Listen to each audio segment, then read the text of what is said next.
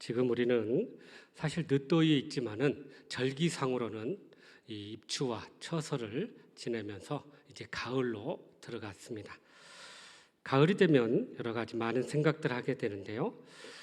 이 가을에 딱 어울리는 만한 시가 하나 있습니다. 내 인생에 가을이 오면이라는 시가 있는데 이런 내용입니다. 내 인생에 가을이 오면 나는 나에게 물어볼 이야기가 몇 가지 있습니다.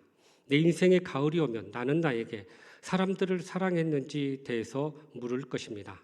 그때 나는 가벼운 마음으로 대답하기 위해 지금 많은 이들을 사랑해야 하겠습니다. 내 인생에 가을이 오면 나는 나에게 사람들에게 상처를 주지 않았느냐 물을 것입니다. 그때 나는 얼른 대답하기 위해 다른 사람들에게 상처 주는 말과 행동을 삼가야 하겠습니다. 내 인생에 가을이 오면 나에게 삶이 아름다웠냐고 물을 것입니다. 나는 그때 기쁘게 대답하기 위해 내 삶의 날들을 기쁨으로 아름답게 가꾸어 나가야 하겠습니다. 내 인생에 가을이 오면 나는 나에게 어떤 열매를 맺었는가 물을 것입니다. 그때 나는 자랑스럽게 대답하기 위하여 내 마음의 밭에 좋은 생각의 씨를 뿌려놓아 좋은 말과 행동의 열매를 부지런히 키워 나가겠습니다. 참 우리 삶을 돌아보게 하는 그런 시지요. 특히 이 가운데 사람들에게 상처를 주었는지 점검하고 상처 주는 말과 행동을 있다면 그것을 빨리 돌이켜야 되겠다, 또 삼가해야겠다, 이런 말을 합니다. 우리가 삶 속에서 성숙한 삶을 살려면 다른 사람을 배려하고 또 다른 사람에게 고통을 줘서는 결코 안 될 것입니다. 혹 그러한 상처를 주었다면 우리가 먼저 선을 내밀고 화해와 용서의 삶으로 나아가야 할 줄로 믿습니다. 그것이 바로 성숙한 자의 삶이라는 거죠. 오늘 말씀은 요셉이 형들과 화해하는 장면입니다. 요셉이 17살에 애굽의 종으로 팔려갔죠. 그리고 30살에 애굽의 총리가 되었습니다. 그리고 총리가 된 이후에 그곳에 심한 기근이 이렇게 들게 됐는데요. 이 형들이 사는 이 이스라엘 지역에도 기근이 심해서 이 곡식을 이렇게 얻으려고 애굽에 내려오게 되었던 거죠. 그런데 이 애굽에 내려온 이 형들이 요셉을 알아보지 못한 거예요. 그런데 요셉은 그 형들을 알아보게 되었고요. 그래서 그들을 시험하게 되었습니다. 형들을 일단 정탐꾼으로 이렇게 몰아가고, 그래서 그들 중에 시몬이라는 사람 형을 남겨놓고 가서 베냐민을 데려와라. 그들 형제 베냐민이 있다는 것을 알고 베냐민을 데려오게 합니다. 그리고 베냐민이 돌아왔을 때 베냐민의 자루에 은잔을 몰래 숨겨놓게 돼요. 그리고 베냐민을 도둑으로 몰게 됩니다. 이것을 발각하게 만들고 그들을 감옥에 가두려고 했을 때 이 유다가 자기가 그 일을 하겠다, 베냐민 대신 내가 감옥에 가겠다라고 이야기하면서 서로를 이렇게 돕고 또 서로를 위한 그런 모습을 요셉이 발견하게 됩니다. 그러니까 요셉이 이런 모습을 보고 형들이 서로 우애하는 것을 보면서 그들을 이해하고 용납하게 되었던 거예요. 그러므로 우리가 살면서 경험하는 많은 상처와 고통을 어떻게 해결할 것인지 오늘 또 주시는 말씀을 통해 주님의 음성을 듣고 그렇게 순종함으로 용서와 화해의 삶을 살아가는 저와 여러분 되시기를 주님의 이름으로 축복합니다. 먼저 우리 1절과 2절 말씀을 같이 읽어보죠. 시작. 요셉이 시종하는 자들 앞에서 그 정을 억제하지 못하여 소리질러 모든 사람을 자기에게서 물러가라 하고 그 형제들에게 자기를 알리니 그때 그와 함께한 다른 사람이 없었더라.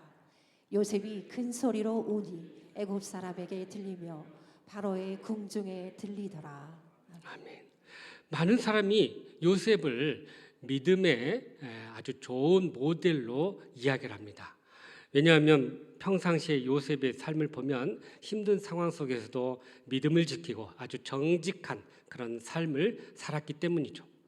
무엇보다도 그가 노예와 종의 삶을 살면서도 좋은 인격과 또 신실함과 또 실력을 갖추어서 많은 사람들에게 인정을 받고, 더 나아가서 그가 성적인 유혹에도 그것을 잘 물리치고 이겨내면서 하나님께 인정을 받게 되었던 거죠. 그런데 오늘 본문에서 요셉의 또 다른 진면목을 발견하게 됩니다. 바로 자신을 노예로 팔았던 형들을 용서하고 화해하는 그러한 모습이죠.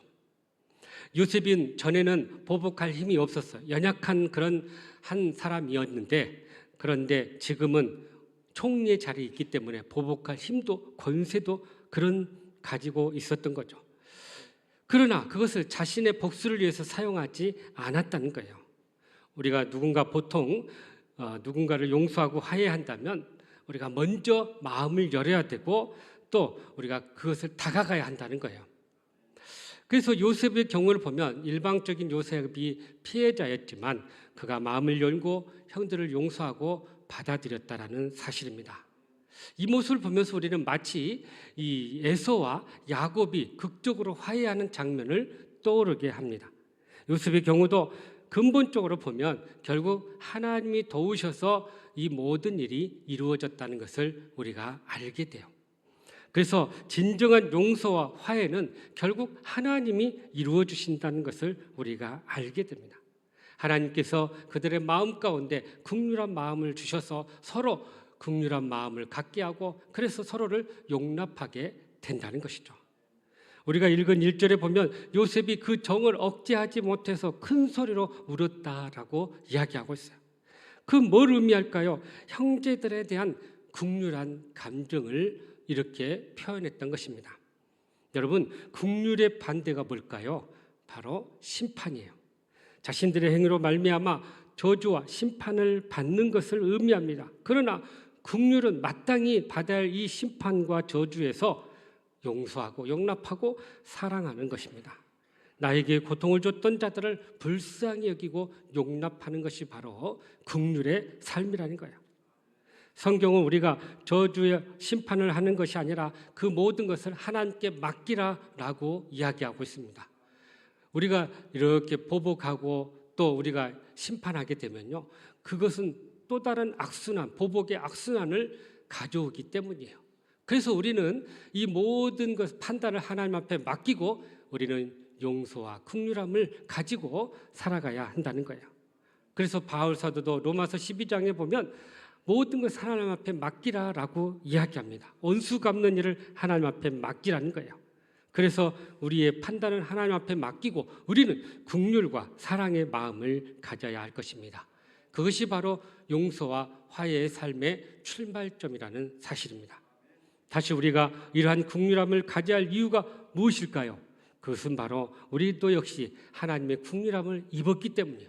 우리도 제 가운데 있을 때 하나님의 그 크신 긍휼함을 입고 우리가 하나님 앞에 나아갈 수 있었던 것처럼, 그래서 우리가 하나님의 자녀가 되고 새 사람이 되었던 것처럼, 그러니 우리도 이 긍휼함을 힘입고 겸손하게 모든 사람들에게 이 긍휼함을 나누어야 한다는 것입니다. 아시시의 성자 프란체스코는요, 우리 안에 긍휼의 샘이 마르지 않는 한 우리는 그 누구도 용서하지 못할 대상이 없다라고 이야기하고 있어요. 그러니까 하나님의 은혜와 긍휼함을 우리가 가득 우리가 가지고 있다면, 그렇다면 우리는 용서하지 못할 사람이 없다고 이야기하고 있어요. 소통 강사인 김창욱 교수는요, 이런 말을 합니다. 희노애락의 감정을 잘 표현하는 사람이 건강한 사람이다라고 이야기를 해요. 그러니까 슬플 때 울고 기쁠 때 웃는 것이 마음이 건강하다는 거예요. 그런데 반대로 슬플 때 웃고 기쁠 때 우는 사람은 이건 좀 마음에 문제가 있다라고 이야기해요. 그러니까 우리가 신앙생활에서도 영적인 삶에서도 마찬가지예요. 슬플 때 같이 울고 울 때 같이 울어주는 것이 같은 복된 삶이라는 거예요. 그래서 바울 사도도 로마서 12장 15절에 이렇게 이야기합니다. 즐거워하는 자들과 함께 즐거워하고 우는 자들과 함께 울라라고 말씀하고 있는 거죠. 헨리 나우이는 용서는 감정을 억누르는 것이 아니라 하나님의 사랑이 내 상처를 통과해 흘러가도록 하는 것이다 라고 이야기하고 있어요. 요셉의 눈물은 이러한 억눌려왔던 그 상처를 하나님의 사랑으로 흘러내보는 그런 엄청난 사랑의 승화였다라는 사실입니다. 그런데 문제는 우리가 이렇게 긍휼히 여겨야 한다는 것을 알면서도 그 사람만 보면 상처의 그 쓴뿌리와 아픔이 올라와서 용서하지 못할 때가 참 많다는 거예요. 그래서 요즘 정신의학과의 전문의로서 최고로 잘 나가고 있는 이 오은영 박사가 그가 쓴 책 오은영의 화해라는 책에서 이런 이야기를 합니다. 이해가 안 되면 이해하지 않는 채로, 용서가 안 되면 용서하지 않는 채로 살아도 괜찮다. 그것이 우리의 감정에 대한 존중이다라고 이야기해요. 그러나 여러분, 이것이 가만히 들어보면 그냥 그거 있는 그대로 받아들여라. 근데 이것이 사실은 세상의 정신의학의 한계인 거예요. 우리 성경은 어떻게 이야기합니까? 한 발 더 나가서 그들을 긍휼히 여기고 용서하고 화해하라고 말씀하고 있다는 거예요. 그래서 내 감정은 도저히 용서할 수 없지만 십자가의 그 사랑을 바라보고 십자가의 그 은혜를 경험하고 이 모든 사람들을 용서하라라고 말씀하고 있는 것이죠. 그래서 마태복음 18장 35절에 이렇게 말씀하시네요. 시작. 너희가 각각 마음으로부터 형제를 용서하지 아니하면 나의 하늘 아버지께서도 너희에게 이와 같이 하시리라. 아멘. 그러니까 우리가 하나님의 그 용서의 사랑을 입으려면 우리도 이 용서의 삶으로 나아가야 한다는 거죠. 미국 남북 전쟁이 끝나고 나서 링컨 대통령이 이 전쟁의 책임자들을 어떻게 다루어야 될 것입니까? 라는 질문을 받게 돼요. 그래서 이 남군의 지도자들을 처벌해야 된다. 그런 이야기들이 막 쏟아져 나오기 시작했어요. 그때 링컨 대통령이 이런 이야기를 합니다. 나는 그들을 친구로 만들어서 처벌을 끝낼 것이다 라고 이야기를 해요. 그러니까 오히려 그들을 친구 삼아서 모든 것을 용서하겠다는 거예요. 요셉 역시 형들을 심판하지 않고 긍휼한 마음으로 그들을 용서하고 그래서 그들을 참으로 주의 사랑으로 이렇게 받아들이겠다는 그런 고백을 하게 된 거죠. 그러므로 우리도 역시 하나님의 긍휼함을 입은 자로서 그 긍휼함으로 모든 사람을 용서하고 화해해 나가는 저와 여러분의 삶이 되시기를 주님의 이름으로 축복합니다. 계속해서 우리 3절과 4절 말씀 또 같이 읽어보죠. 시작. 요셉이 그 형들에게 이르되 나는 요셉이라 내 아버지께서 아직 살아 계시니까 형들이 그 앞에서 놀라서 대답하지 못하더라. 요셉이 형들에게 이르되 내게로 가까이 오소서. 그들이 가까이 가니 이르되 나는 당신들의 아우 요셉이니 당신들이 애굽의 반자라. 아멘. 자, 여기 보니까 요셉이 형들에게 자신의 신분을 밝히죠. 내가 당신들의 아우다, 동생이다. 그렇게 밝히고 있습니다. 자기가 요셉이라는 거예요. 그러니까 이 모습을 통해서 뭘 이야기하고 있냐면 요셉이 자신을 밝히면서 그 형들의 잘못을 이해하고 받아들이겠다는 거예요. 다시 형으로 그들을 인정하겠다라는 그런 의미가 담겨져 있는 거죠. 여러분, 형제는 어떤 사람입니까? 부모 외에 가장 가까운 피를 나눈 형제들이죠. 그러니까 형제 간에 우애하고 사랑하는 것이 참 어느 누구와 비교할 수 없을 정도로 가장 가까이서 일어나는 일들이에요. 사실 부모님들 세상 떠나고 나면 결국 남은 사람은 우리 형제들인데 결국 이 땅에서 참 외롭고 험악한 이 사회 속에서 우리가 서로 의지하고 함께할 형제들이 바로 우리 믿음의 형제들이라는 거예요. 그런데 이러한 형제들과 우리가 함께 이러한 믿음의 삶을 살면서 어떻게 하면 형제된 의식을 가지고 살아갈 수 있을까요? 우리가 형제됨의 의식을 갖게 되면요, 이런 마음을 갖게 돼요. 첫 번째는 사랑의 마음을 갖게 된다. 그래서 서로 용납하게 되고 서로의 것들을 나누게 되고 서로 사랑하게 된다는 거죠. 두 번째는 서로 의지하게 돼요. 그래서 가장 어려울 때 힘이 되고 또 힘들 때 도움을 요청하게 되는 거죠. 세 번째는 서로 돕고 또 나누게 됩니다. 가진 물질도 나누고 마음도 나누면서 그렇게 어려울 때 서로를 함께 지지해 주죠. 네 번째는 신의와 의리를 지키게 된다는 거예요. 그래서 서로 믿고 도와주는데요. 우리가 기억해야 할 것은요, 이 가끔 드라마나 영화에 나오는 조직세계의 의리와 이 형제의 의리는 다르다는 거예요. 조직세의 의리를 보면은 강요된 그런 의리지만, 그러나 형제간의 의리는 사랑 안에서 기초가 되는 의리라는 거죠.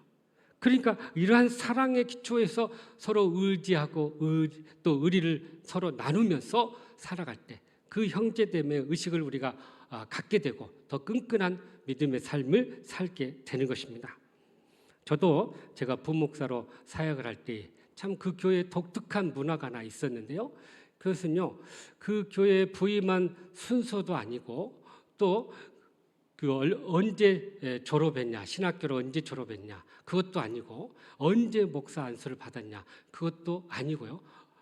오직 서로 간에 이렇게 질서가 잡히는 게 뭐냐면 나이 순이었어요. 그러니까 먼저 입학했냐, 먼저 안수 받았냐, 먼저 교회 부임했냐, 이건 다 그냥 필요 없고 오직 나이 순으로 형 동생으로 이렇게 살게 하신 거예요. 그러니까 그 당시에 그 교회 담임 목사님의 목회 철학이었어요. 그래서 모든 부교육자들이 서로 형 동생 하다 보니까 얼마나 사이가 좋고 관계가 좋고 이 또 갈등이나 이런 것들이 그냥 형 동생 하면서 풀어지는 그런 모습을 보게 됐어요. 그러니까 이렇게 서로 형제 의식을 가지고 살아갈 때 협력하게 되고 또 이렇게 마음을 나누게 되고 서로 하나가 되는 그런 모습을 보게 됩니다. 그런데 오늘날 우리의 모습을 한번 보십시오. 형제 간의 사랑이 점점 약해지고 있다는 거예요. 부모님 살아계실 때 형제지 부모님 떠나면 언제 그런 것이 점점 멀어지는 게 오늘날의 모습들이라는 거예요. 여러분, 부모님 입장에서 형제들 간에 우애하고 사랑하는 것이 얼마나 기쁜 일입니까? 그런데 사회가 각박해지고 개인주의가 발달하면서 이 형제의식이 점점 약해지고 있다는 거죠. 그런데 더 큰 문제는 바로 이 신앙 안에서도 이러한 형제의식이 약해지고 있다는 거예요. 그냥 나만 열심히 신앙생활하면 되지, 또 우리 가정만 은혜 받고 복 받으면 되지, 이런 주의에서 벗어나지 못한다는 거예요. 그래서 우리가 하나님은 주님 안에서 우리를 구원해 주시고 자녀 삼아 주셨기 때문에 우리가 주님 안에서 한 형제이고 또 서로 사랑해야 할 대상자라는 것을 우리에게 말씀해 주고 있는 것입니다. 미국 알라바마 대학의 교수인 스티넷 교수가 있는데요. 이 부부가 무슨 공부를 했냐면 가족학이라는 공부를 합니다. 이 가족학이 최근에 이렇게 이제 떠오르는 학문인데 가족들 간의 이 관계를 주로 연구하는 그런 학문이에요.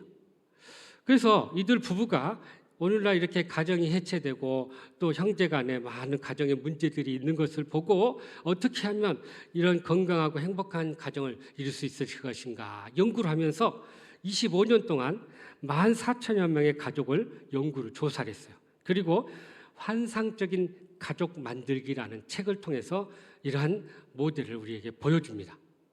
그래서 그곳에서 이렇게 건강하고 참 행복한 가정을 만드는 가정에 여러 가지 특징이 있는데 그 특징을 5개로 이렇게 요약을 해줬어요.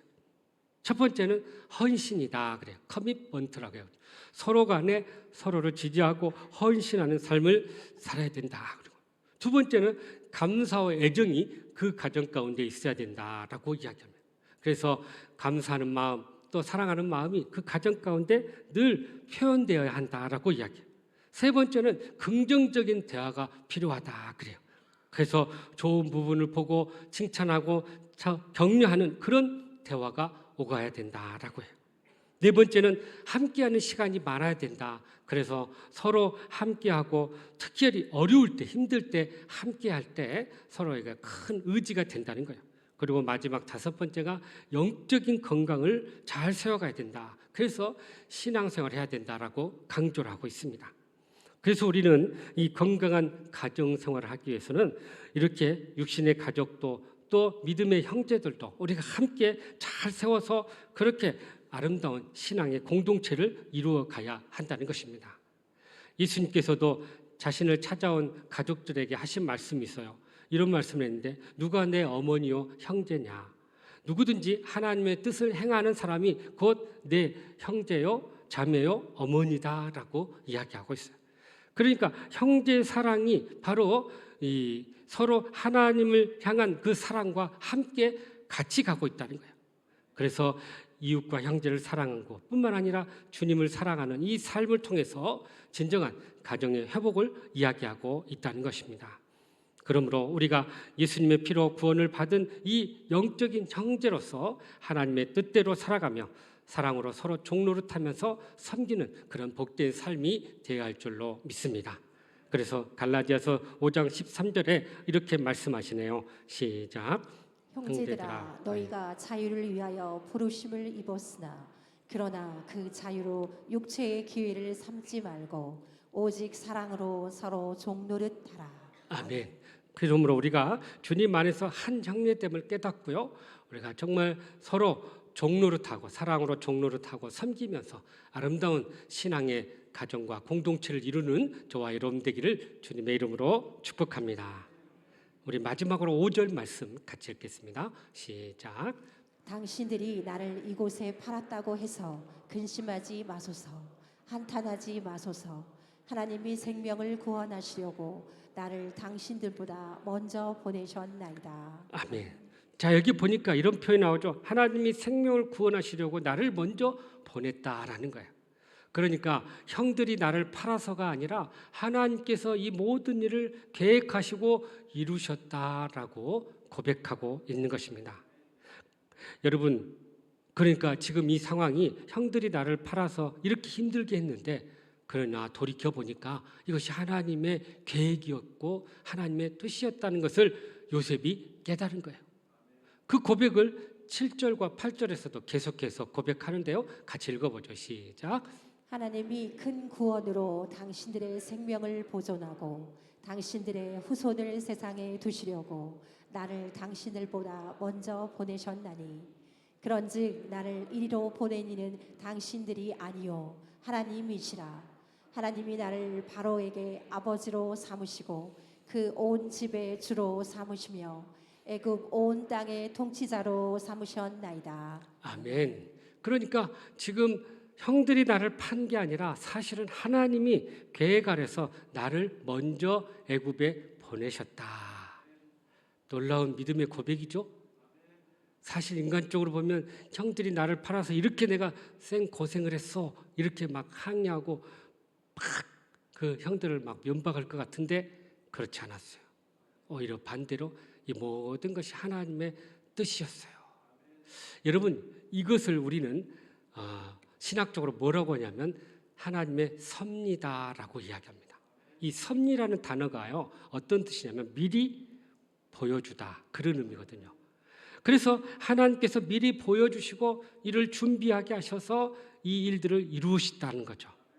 하나님께서는 우주 만물을 창조하시고 또 다스리시고 그 모든 것을 선한 목적을 향해서 합력해서 선을 이루시는 분이라는 거예요.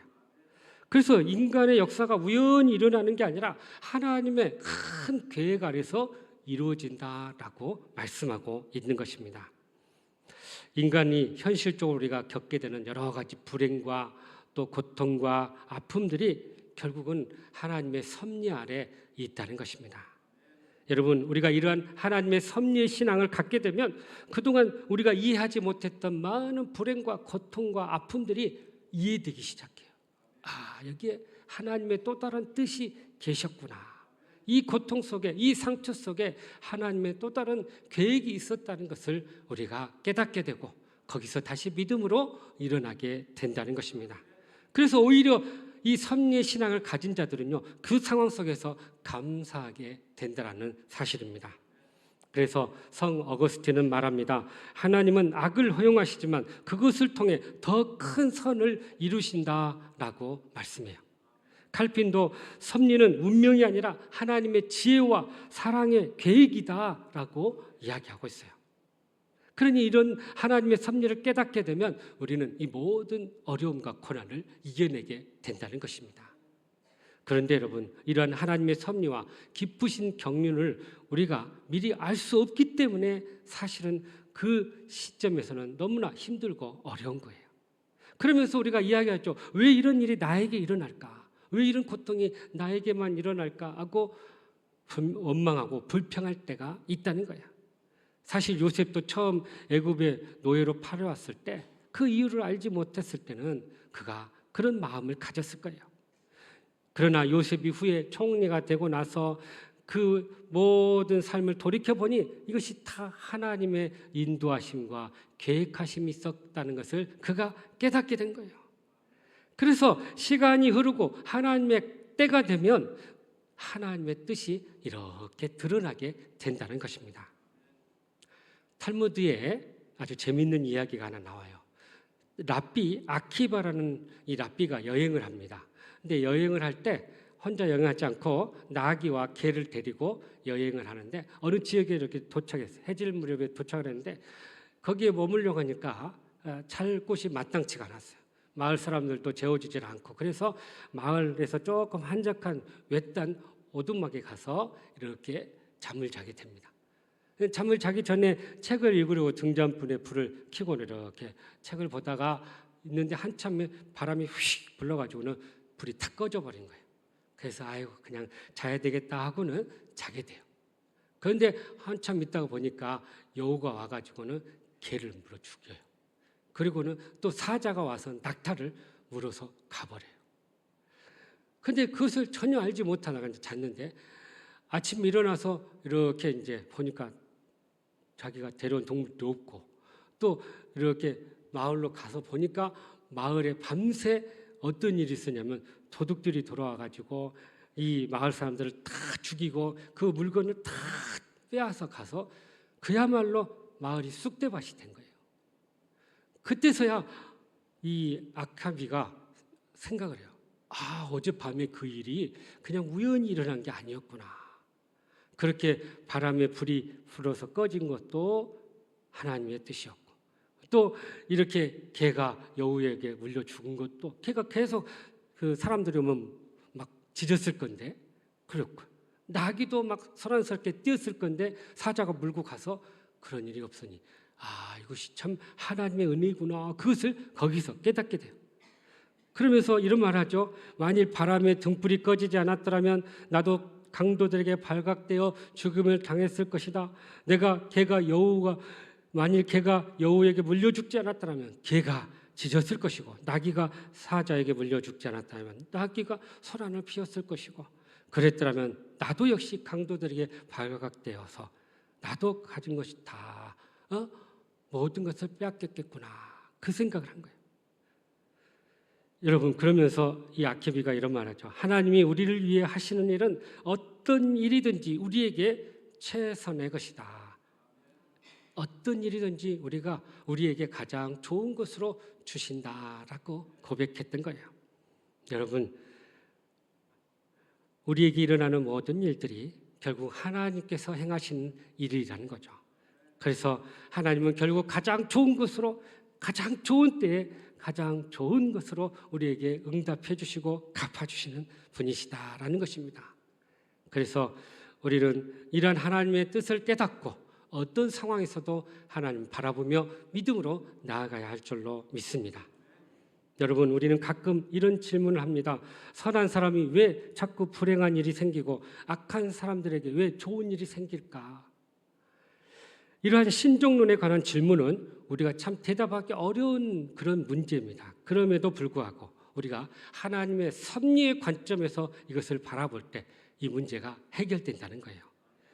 하나님의 섭리 가운데 모든 것이 계획되어 있고 결국 시간이 흐르면 그것이 다 하나님의 뜻이 드러나게 된다는 것입니다.